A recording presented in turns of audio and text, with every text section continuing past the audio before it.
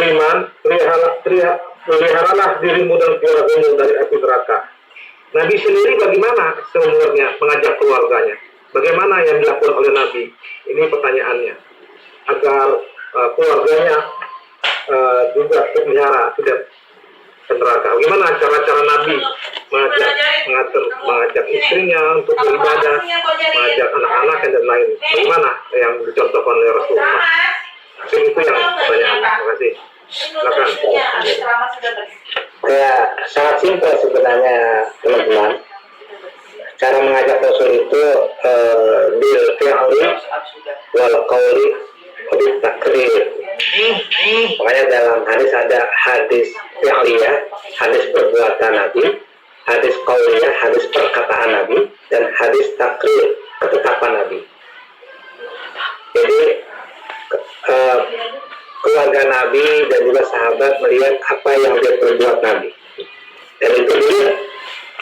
Dari situlah keluarga beliau juga sahabat-sahabat beliau mencontoh perilaku yang beliau lakukan.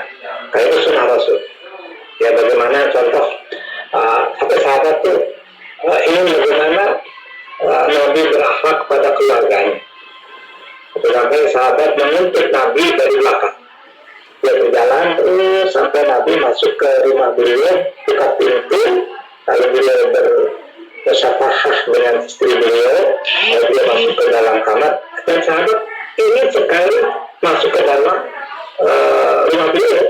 Tapi Rasul, jangan sakiti hati Nabi-mu, tapi privasi kami. Akhirnya begitu, jadi sahabat ingin sekali mencoba. Lalu kita di dalam rumah Rasulullah, subhanallah, banyak kisah-kisah bagaimana candanya Rasul dengan istri beliau, bagaimana Aisyah bermesraan dengan beliau, ya. Tapi sampai suatu ketika Rasulullah sedang bermesraan dengan Aisyah, di mana Aisyah duduk di pangkuan beliau, di mana kepalanya Aisyah itu tidur di paha Rasulullah. Lalu Aisyah bercerita tentang nikmatnya surga, ya Rasul bagaimana. Kami menyampaikan surga itu begini, diantaranya ada bermacam-macam jenis air, ya. Diantaranya air tawar yang beragam-ragam, sungai air tawar yang beragam-ragam, sungai air susu yang beragam-ragam, sungai madu yang beragam-ragam, sungai arak yang beragam-ragam, dan berbagai kenikmatan surga. Ketika itu, ya Rasulullah, apakah kita nanti bisa bermesraan juga di akhirat nanti ya Rasul, ya surga nanti? Ketika itu Rasul sudah menjawab. Yang terjadi, Rasul menitikkan air matanya, dan Aisyah rasa bingung.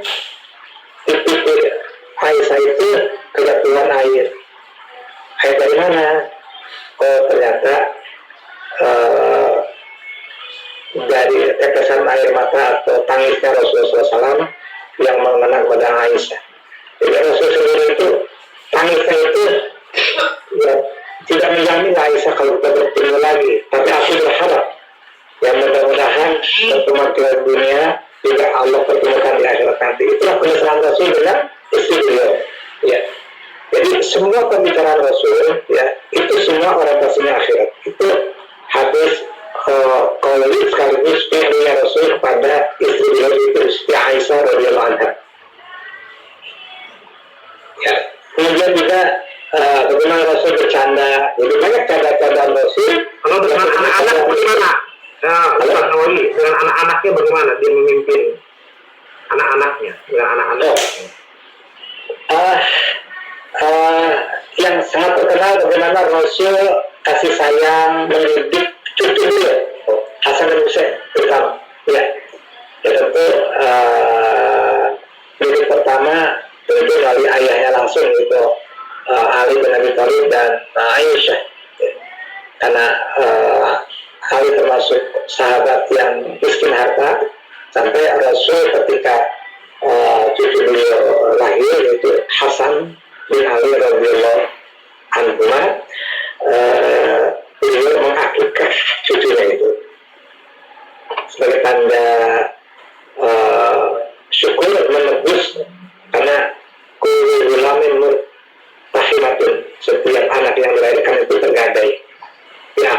dengan akikah.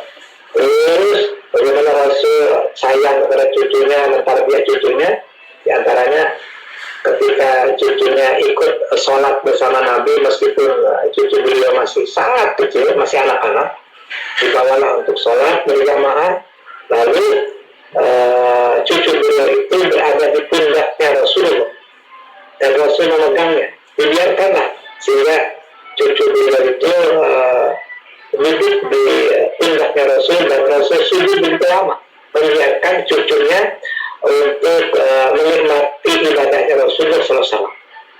Itu cara Rasul memberikan uswah kepada cucunya agar cucunya orang-orang yang muqarrabin atau dekat pada Allah Subhanahu wa Ta'ala.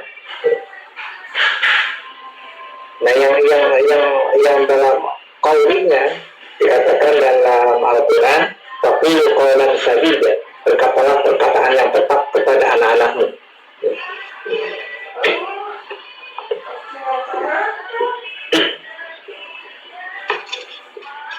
Baik, Ustaz, kalau sudah selesai ya? Ya, jawabannya. Ya, sekarang ada pertanyaan, bagaimana kalau pemimpin itu melalui fit and proper test dalam satu seleksi? Karena ada cara yang sekarang ini adalah fit and proper test. Jadi harus ikut, harus daftar. Apakah itu termasuk orang yang meminta-minta menjadi pemimpin? Yes. Wah, itu lah, ada jawabannya ya. Baik, saya pikir bagus sekali. Ya, katakanlah di satu kampung, katakanlah si A ini diusulkan menjadi seorang calon pemimpin, apakah calon wakil rakyat atau calon wali kota dan sebagainya. Ya, lalu hasil musyawarah tokoh-tokoh masyarakat mengajukan si A untuk menjadi seorang pemimpin. Maka si A pun siap, bagus sekali. Kalau nggak siap, jangan, dia siap. Lalu dilakukan uji kemampuan, uji kelayakan dan macam-macam. Ya, dan itu semua dananya bukan dana pribadi, dana negara. Negara memberikan sarana, fasilitas untuk mengetes kemampuan seseorang, termasuk kejujurannya dan macam-macam. Ya, ikutilah tes atau tes. Oh, ternyata si A itu dinyatakan baik. Tanpa si A mengeluarkan uang sedikit pun, ini bagus sekali memang. Karena ini saya ingin merayakan yang punya hikmah kebijaksanaan dalam permusyawaratan perwakilan. Lalu ketika kabupaten dia lulus ikut lagi karena memang punya niat ada besok sampai provinsi dan tingkat nasional, bagus sekali. Ya, itu semua dinilai negara. Sehingga nanti kalau dia terpilih sebagai wakil rakyat tanpa uang yang dikeluarkan sedikit pun, ini bagus sekali. Maka akan muncul wakil-wakil rakyat yang tidak berhutang kepada siapapun. Apalagi berhutang kepada penghormat, subhanallah, ini Pancasila keempat betul. Nah, nanti ketika Ustaz Nadra saya diusulkan jadi kepala negara, ya sudah, kita bersaing sehat, saya pun tidak melakukan uang sedikit pun, apalagi dapat bantuan dari cukong-cukong, subhanallah, ini ideal sekali sudah mimpi. Maka nanti wakil rakyat yang memang betul-betul dipilih secara ahli hal wal aqdi, permusyawaratan perwakilan memilih seorang pemimpin manapun yang terbaik. Terpilihlah seorang kepala negara Ustaz Nadra, subhanallah. Maka nanti tugas Ustaz Nadra membawahi bawah-bawahannya punya dua tugas utama. Isra satu din wasiat satu dunia, memelihara agama dan memakmurkan dunia. Terima kasih Pak. Ya, ini ada pertanyaan, karena ada ayat Rasulullah ulul amri minkum. Jadi taat kepada Allah, Rasul dan pemimpin. Dan kita tahu pemimpin itu yang ada di kita, ya kan, melalui stesi-stesi yang ada. Bagaimana kriteria kita untuk selalu taat kepada pemimpin, sementara pemimpin itu kemungkinan besar berkhianat atau melakukan sesuatu kezaliman. Apakah kita tetap harus mentaatinya? Ini pertanyaannya. Terima kasih Ustaz. Bagaimana kita bisa mentaati Allah? Bagaimana kita bisa mentaati Rasul tanpa ada pemimpin di antara kita? Nggak akan bisa. Ya. Jadi anak-anak kita ya nggak akan bisa mentaati Allah ya dalam Al-Quran, mentaati Rasulullah dengan hadis-hadis Rasulullah tanpa ada pemimpin di keluarganya. Jadi saya punya tugas bagaimana memberikan contoh yang terbaik, saya mentaati Allah dan Rasul, itu saya pemimpin. Maka anak saya melihat fi'liyah saya, perbuatan saya. Ya, dikatakan dakwah fi'liyah itu lebih mengena daripada dakwah qauliyah. Jadi lisanul hal afsahu min lisanil lafaz. Nah itu keluarga kecil. Jadi mentaati Allah dan Rasul dengan melihat pemimpin di depan kita. La tas'al anil mar'i was'al qarinahu fa inna qarina bil maqarin yaqtadi. Itu kaidahnya ada dalam kitab Ta'lim. Jangan kau tanyakan seseorang tentang pribadinya, maka tanyakan siapa orang dekatnya. Nah, orang dekat itu siapa? Bapaknya, ibunya, kalau keluarga. Nah, karena kawan terhadap kawan akan ditanda atau mempengaruhi. Ya, jadi begitu besarnya pengaruh pemimpin kepada bawahannya atau rakyatnya itu dalam keluarga. Nah, bagaimana kita menjadi jujur, menjadi orang yang jujur, maka kita melihat pemimpin kita. Jadi kalau pemimpin kita jujur, katakanlah presiden kita jujur sekali. Ya, pemimpin kita selalu berjamaah ke masjid. Pemimpin kita itu kalau berkata, ya memang seadanya seperti itu. Ya, publik dia menyampaikan apa adanya. Ya, tidak dikatakan, bukan pencitraan. Nah, inilah sosok bagaimana mentaati Allah dan Rasul. Nah, begitu. Tapi kalau pemimpinnya yang memang ahli maksiat, ahli bohong, itu nanti akhirnya apa itu jadi dosa. Jadi dosa. Ya, kita berharap mudah-mudahan akan suatu saat nanti pemimpin yang begitu dijelaskan. Insya Allah Ustaz. Ya. Lalu pengajar pulang kampung akan muncul pemimpin ahli Quran yang ahli Quran itu adalah keluarga Allah Subhanahu Wa Taala. Jadi pemimpin yang terbaik adalah pemimpin yang menjadi atau keluarga Allah Subhanahu Wa Taala. Maaf ini sangat ideal kita bicarakan, tapi sesuatu yang tidak mungkin pasti akan terjadi suatu saat. Ya baik Ustaz Nawawi. Mungkin ada yang mau bertanya langsung, terutama ibu-ibu nih, karena kalau bicara pemimpin, ibu-ibu merasa bukan pemimpin ini. Ibu jadi pemimpin untuk anak-anaknya, pemimpin di sekolah sebagai guru, sebagai dosen juga pemimpin itu.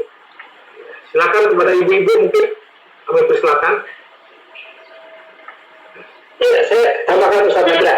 Ya, kata siapa ibu Nawawi? Kan kulikum qaim, takulikum mas'ulun an ra'iyati. Ustaz Nadra, saya, kita semua seperti ini karena bagaimana bimbingan ibu kita. Karena ibu itu al-umum madrasatul ula. Ibu itu adalah sekolah pertama dan utama pada setiap diri manusia. Ya. Imam Syafi'i tidak akan sukses menjadi ulama besar tanpa bimbingan ibunya. Ya, Ustaz Nadra itu insya Allah akan sukses seperti ini kalau tidak bimbing sama ibunya. Ya, bisa sekali pengaruh ibu. Ya. Silakan kepada ibu-ibu, ada yang mau bertanya, berkomentar, atau menyampaikan undang-undang, dipersilakan. Itu dari Pak Krismanto itu ada, Pak Krismanto. Ya, kalau dulu, nanti kita. Kalau Pak Rati emang senang yang beginian ini, nanti kita selesaikan. Ini yang dengan keluarga dulu nih. Nah, bicara dengan keluarga dulu. Ada ibu-ibu? Kalau nggak ada, baiklah, saya akan baru bacakan nih. Bagaimana hukum merebut atau jihad kepimpinan yang dikabulkan zalim? Nah, sementara kalau kita tahu, Ustaz, ada ayat tentang bugor. Kita tidak boleh melakukan bugor. Lalu, apakah yang zalim itu harus ijma dulu atau memang persepsi dari kelompok orang sehingga kita boleh merebutnya dengan jihad? Mohon pendapatnya, Ustaz. Ya, Ustaz Nadra, yang saya tahu dalam sejarah Islam tidak dikenal dalam Islam itu bugor. Tapi tidak boleh memberontak, tidak boleh. Yang dibolehkan itu dalam Islam tawasau bil haqqi wa tawasau bis sabr. Berwasiat kepada yang benar, yang hak, dan berwasiat kepada kesabaran. Agar beruntung, ya wal asri innal insana lafi khusr. Demi waktu, tunggu benar-benar manusia dalam kerugian, kecuali mereka yang beriman. Kedua, berwasiat kepada kebenaran dan berwasiat kepada kesabaran. Ketika ada kezaliman atau kebatilan kita diam, kita bukan termasuk orang-orang yang beriman. Ya, asal kita anil haqi syaitan afros. Diam, tidak menyampaikan yang benar, termasuk setan bisu. Jadi nggak boleh kita diam. Jadi justru orang yang zalim itu punya hak apa? Hak dinasihati oleh inada, dinasihati oleh para ulama, dinasihati oleh orang benar. Ya, begitu. Ketika orang benar diam, yang salah orang yang benar tadi. Kenapa dia diam? Jadi akan terkenal dalam hadis. Ya, unsur akhwata zaliman aw mazluman.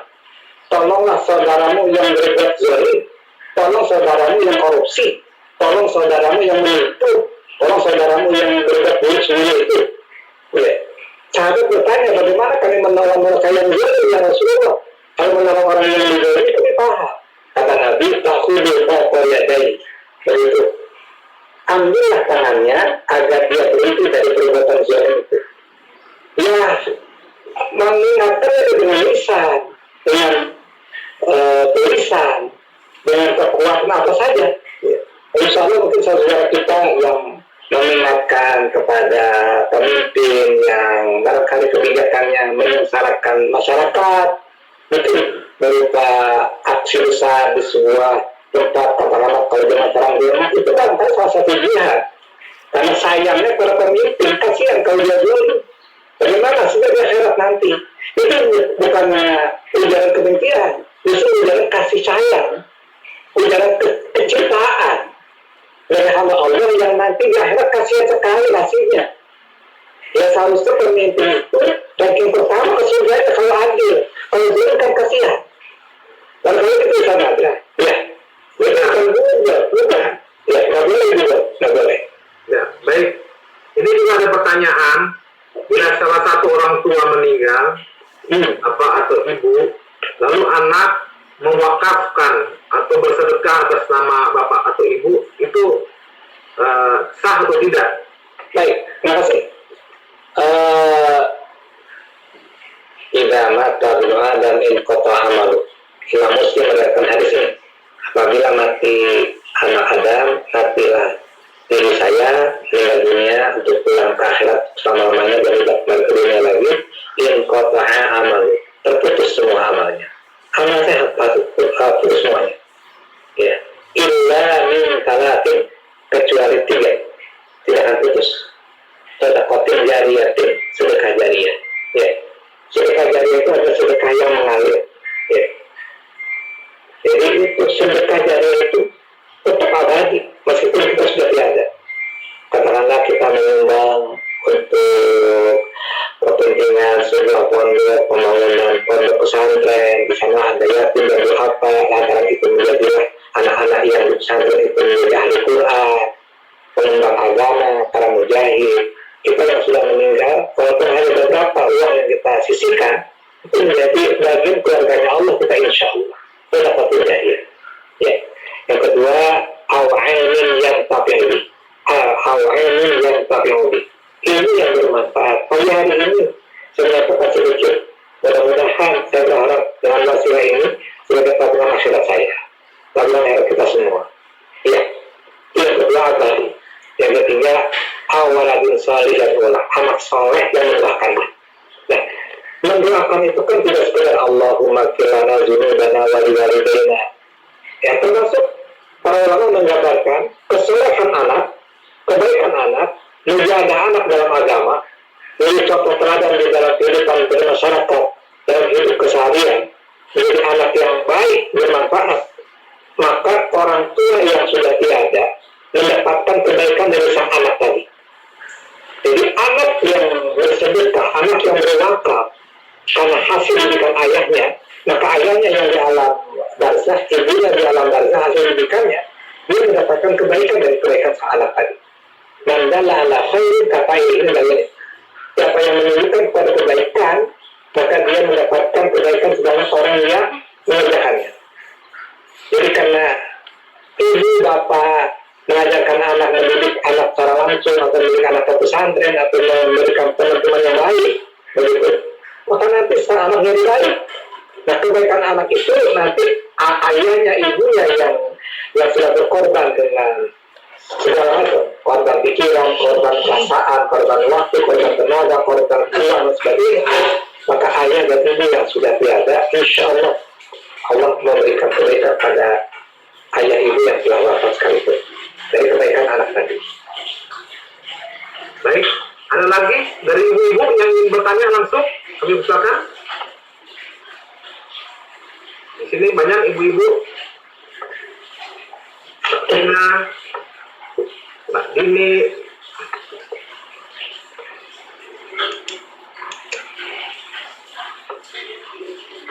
Silakan. Ustaz, yang enaknya orang ngopi dulu, Ustaz. Jadi kita sebentar lagi. Kalau memang tidak ada yang bertanya, mungkin kepada Ustaz Nawawi kita tutup saja kalau tidak ada pertanyaan dengan doa bersama-sama, dan mungkin terakhir bisa ditutup statement terakhir dari pengajian kita ini oleh Ustaz Nawawi dan dilanjutkan dengan membaca doa bersama-sama. Fadhol Ustaz. Ya, sahabat-sahabat cinta kita insya Allah tidak sekedar di dunia, tapi cinta kita sampai di akhirat nanti. Semoga satu persatu di antara kita pulang kampung akhirat semuanya husnul khotimah. Ayat yang sedang kita kaji hari ini surat At-Tahrim ayat 6. Ya. Satu, seorang pemimpin mempunyai tanggung jawab berat tapi mulia. Yaitu apa? Menyelamatkan dari kesengsaraan, baik sengsara dunia terlebih sengsara di akhirat. Lalu bagaimana dia bisa menjadi pemimpin yang baik? Satu dan kata sekian yang terpenting adalah pemimpin yang baik itu menjadi uswatun hasanah, jadi contoh teladan terbaik dari tutur kata, dari perbuatan dan segalanya. Lalu bagaimana bisa menjadi orang yang uswatun hasanah? Orientasinya bukan orientasi dunia, tapi orientasinya adalah untuk pulang kampung akhirat. Insya Allah dengan cara itu kita menjadi orang-orang yang uswatun hasanah, karena tidak ada kepentingan dunia. Ya, tidak ada ember-ember materi